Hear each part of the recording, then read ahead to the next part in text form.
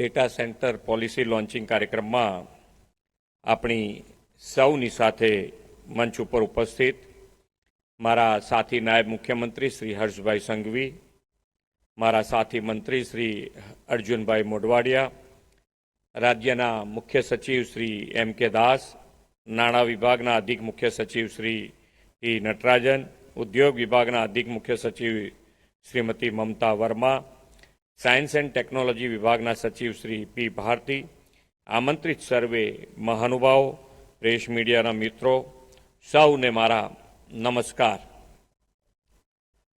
આપણે તો હર્ષભાઈએ કીધું એમ કે ભાઈ મુખ્યમંત્રી તો છે જ, પણ આપણા વડાપ્રધાન શ્રીનું કાર્ય મંત્ર છે એ સૌનો સાથ, સૌનો વિકાસ, સૌનો વિશ્વાસ અને સૌનો પ્રયાસ. એટલે બધી જ ક્રેડિટ અહીંયા બેઠેલા અને ગુજરાતના તમામને ક્રેડિટ જાય કે બધાએ એકબીજા ઉપર વિશ્વાસ અને સાથે ચાલ્યા એટલે આ ગુજરાત આટલું આગળ વધી રહ્યું છે. વિશ્વ નેતા અને વડાપ્રધાન શ્રી નરેન્દ્રભાઈ મોદી સાહેબ જેવું એક વિઝનરી નેતૃત્વ મળે તો કેવા ક્રાંતિકારી પરિણામો આવી શકે તેનું ઉત્તમ ઉદાહરણ આજનો આ કાર્યક્રમ છે. કોઈ પણ સમાજ અને અર્થતંત્રની અસરકારકતા માટે સાયન્સ અને ટેકનોલોજી મહત્વના છે. શ્રી મોદી સાહેબે 12 વર્ષના સુશાસન કાળમાં સાયન્સ એન્ડ ટેકનોલોજીને માત્ર લેબોરેટરી પૂરતા મર્યાદિત રાખ્યા નથી, રાષ્ટ્રના વિકાસના મુખ્ય આધાર બનાવ્યા છે. તેમણે સમય કરતાં 2 કદમ આગળનું વિચારીને ઇનોવેશન તથા ટેકનોલોજીનો સંગમ કર્યો અને વિકસિત ભારત માટેનું એક સંગીન ડિજિટલ ઇન્ફ્રાસ્ટ્રક્ચર ઊભું કર્યું છે. ડિજિટલ વ્યવસ્થામાં સૌથી મહત્વની પાયાની બાબત ડેટા છે અને ડેટા જ વિકસિત ભારતના આર્થિક વિકાસનો નવો આધાર બની રહ્યો છે. આપણી આ વિકાસ યાત્રા digital economy, AI, cloud computing, electronics ઉત્પાદન સહિતના ઇમર્જિંગ સેક્ટરને નવી ગતિ આપે છે. વડાપ્રધાનશ્રીના નેતૃત્વમાં ભારત વિશ્વમાં સૌથી મોટો ડેટા યુઝર અને ઉત્પાદક દેશ પૈકીનો એક બન્યો છે અને વર્લ્ડ ક્લાસ ડિજિટલ ઇન્ફ્રાસ્ટ્રક્ચર નિર્માણની અનેક તકો પણ ઊભી થઈ છે. શ્રી મોદી સાહેબે આ વર્ષના કેન્દ્રીય બજેટમાં દેશને ક્લાઉડ અને એઆઈ ઇન્ફ્રાસ્ટ્રક્ચર માટે ગ્લોબલ હબ બનાવવાનો માર્ગ મોકળો કર્યો છે.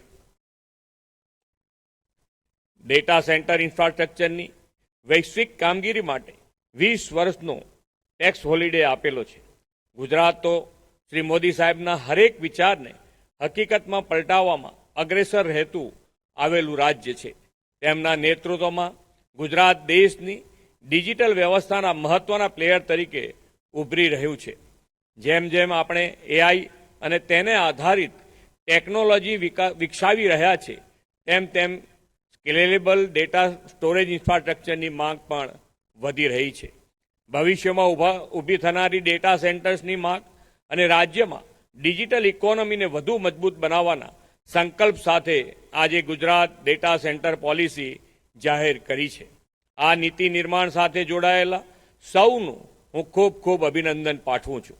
આ નીતિ દ્વારા રાજ્યમાં cloud services, artificial intelligence, digital transaction, e commerce platform, smart manufacturing system અને ડિજિટલ ગવર્નન્સ જેવી સેવાઓને વધુ સક્ષમ બનાવી શકીશું.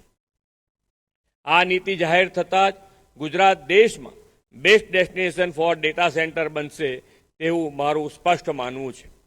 શ્રી મોદી સાહેબના નેતૃત્વમાં ગુજરાતમાં વીજળી, પાણી, ગુણવત્તાયુક્ત સડકો જેવું વિશ્વ કક્ષાનું ઇન્ફ્રાસ્ટ્રક્ચર વિકસ્યું છે. ગિફ્ટ સિટી દેશના ફિનટેક કેપિટલ તરીકે પ્રસ્થાપિત થયું છે. સાથે જ જીસીસી પોલિસી હેઠળ ગિફ્ટ સિટીમાં ગ્લોબલ કેપેબિલિટી સેન્ટરને પ્રોત્સાહન આપી રહ્યા છે. ગિફ્ટ સિટીમાં કાર્યરત થયેલું એઆઈ સેન્ટર ઓફ એક્સલન્સ નવા સોલ્યુશન્સ માટે તેમજ નિષ્ણાતો, વ્યવસાયો અને સ્ટાર્ટઅપને એક સાથે લાવવાનું મહત્વનું પ્લેટફોર્મ છે. સાણંદ ધોલેરા દેશના સેમિકન્ડક્ટર કેપિટલ બનવાની દિશામાં આગળ વધી રહ્યા છે. આ તમામ પાસાઓના કારણે ગુજરાત ડેટા સેન્ટર માટે પણ બેસ્ટ ચોઇસ બનવાનું છે તેમાં કોઈ શંકા નથી. ઉદ્યોગની પર્યાવરણ પર ઝીરો ઇફેક્ટ હોય અને આપણા ઉત્પાદનમાં ઝીરો ડિફેક્ટ હોય તેવો આપણો ધ્યેય છે. આજે જાહેર થયેલી ડેટા સેન્ટર પોલિસી દ્વારા ટેકનોલોજીમાં શ્રેષ્ઠતા અને પર્યાવરણ પ્રત્યેની જવાબદારીને સમાન મહત્વતા આપતા ઇન્વેસ્ટમેન્ટને પ્રોત્સાહન આપવામાં આવી રહ્યું છે. રાજ્ય સરકાર લોંગ ટર્મ અને સસ્ટેનેબલ ડેવલપમેન્ટ માટે કટિબદ્ધ છે તે આ બાબત પોલિસીમાં સ્પષ્ટ દેખાય છે. ગુજરાત ડેટા સેન્ટર પોલિસી માત્ર ગુજરાત જ નહીં, દેશના ભવિષ્યના વિકાસને ગતિ આપશે અને ન્યૂ જનરેશન ડિજિટલ ઇન્ફ્રાસ્ટ્રક્ચર ડેવલપમેન્ટને વેગ આપશે. તેમ તમે પણ ગુજરાતની ગ્રોથ સ્ટોરીનો હિસ્સો બનીને વિકસિત ગુજરાતથી વિકસિત ભારતમાં યોગદાન આપતા રહેશો. ભારતને વિશ્વના સોફ્ટ પાવર લીડર અને નોલેજ બેઝડ ઇકોનોમીમાં અગ્રેસર બનાવવામાં પણ ગુજરાત લીડ લઈ રહ્યું છે. આવનાર દિવસોમાં આ નવી ટેકનોલોજી અને ઇનોવેશન રાજ્યમાં અર્થતંત્રનું બેકબોન સાબિત થશે.